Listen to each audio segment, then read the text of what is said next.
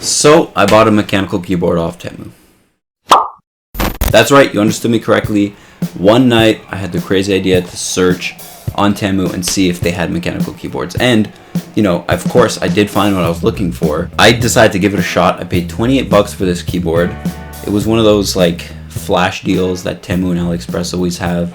You know, they always they always encourage you to, like, buy it quickly. I'm going to tell you if I think it's worth it, if you should save your money and get something better. Wink, wink, maybe that's a hint. So the brand that kept popping up that had a few different options was this brand called Magegee. Now, it looks like a knockoff brand of Keychron. I have a Keychron. We'll be talking about that a little bit further down the line in this video. But I decided to give this keyboard its fair shot. I tried it for about a month, typing with it, anything.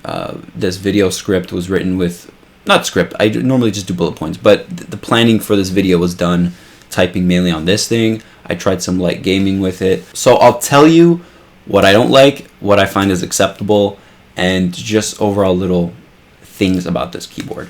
So firstly, it is backlit.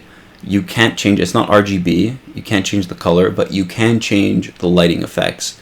All you gotta do is hold down the function key along with a bunch of different pre-programmed or pre-set up keys on the keyboard that allow you to change the effect or the brightness, stuff like that. There's even this small little light bar along the where like a wrist rest would be.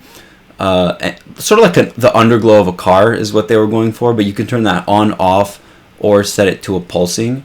And you know, I personally had to turn it off because I found it annoying. But you know, there's some customizability when it comes to the lighting. But the only thing is you can't make custom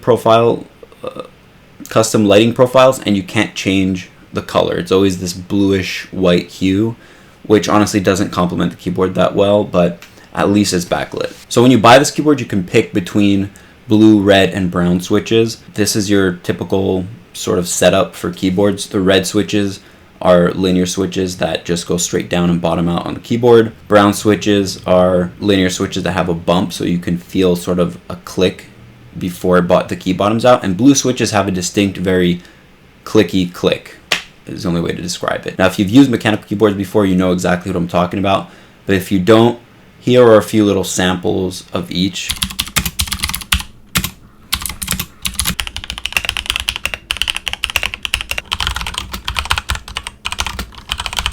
So I opted to get the brown switches on this Temu keyboard.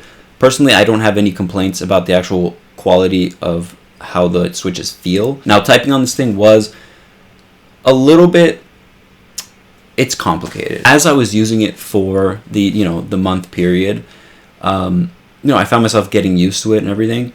I found that the most uncomfortable thing about typing on this is that the actual frame of the keyboard is a really cheap plastic, and the keycaps aren't really that comfortable. Now, I know the keycaps can be switched. You can buy new keycaps off Amazon or something. They'll probably cost you more than the actual keyboard did, but that's an easy fix. You pop them off and pop them on, and it's done. But the actual frame of the keyboard feeling cheap and like weird, it's like this weird plastic. It's probably the cheapest plastic you could find, but it doesn't really feel, and I know it's $28, but it doesn't feel good. That's my point. It's not a pleasant experience when you're using the whole thing, typing, or when you're moving it on your desk or something. It feels like just really cheap. Another complaint I have is that it doesn't have a removable cable. So this thing is just permanently on, and I feel like even though it's 28 bucks, every time I'm using this thing or talking about it, I always keep in mind that it's under $30. But I still feel like a detachable or removable cable wouldn't be that crazy of a thing to have. All right, so I've been sort of pumping this thing with a bunch of negativity. I don't think you should buy this. That's the whole point of this video. I don't think you should try this keyboard. I don't think you should buy it. I think you should take those $28. This is Canadian dollars, so it's probably like $2 American if you're in the US. But you should take that money and just keep it aside and wait till you can afford a more expensive keyboard. That would be my thought. That would be my advice to you when you're watching this video, is because this thing is really not that good. It's just not. You know, I was thinking maybe for 28 bucks you can get a keyboard that you can manage for and enjoy. If Temu is the only place you could buy a keyboard, then sure, go ahead. You're not going to be terribly disappointed. But I have a Keychron K8, and right after using this one, I went and used the Keychron for a little bit just to sort of compare the difference. And the Keychron is substantially better, to the point where I was like, oh, there's like no way I want to use this thing. Yeah, the price is, I think the Keychron's like $100, you know, maybe a little bit more than that, but the price difference is considerable, but the quality reflects that 100%. My advice would be take that money that you would spend on a Temu keyboard or anywhere on Temu and just hold it until you can afford a better keyboard, because like a Keychron or any other of your favorite mechanical keyboard brands, save it so you can get a better keyboard, because your experience is going to be way better using that. You're going to enjoy that way more. It's probably going to last you a lot longer. The build quality is going to be way better. The Keychron I have has an aluminum border around the frame. It feels hefty, nothing flexes. It feels sturdy. It feels like quality. You know, for about $100 to $115, let's say, you can even get it on Amazon. Very accessible.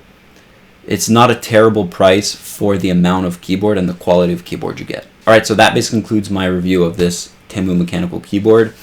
I would also say that you don't have to necessarily get a more expensive mechanical keyboard. You can even go for like a Logitech traditional membrane keyboard. That would give you a way better experience than this. So it's really just about getting the best quality for your money, and I don't think mechanical keyboards on Temu is the best place where you should spend your money. With that said, you're more than welcome to get this for yourself. Let me know what you thought of this video. Let me know if it helped you, and let me know your thoughts if you think that that this is worth 28 bucks based on what you saw. Thanks for watching, and I'll see you in the next video. Peace.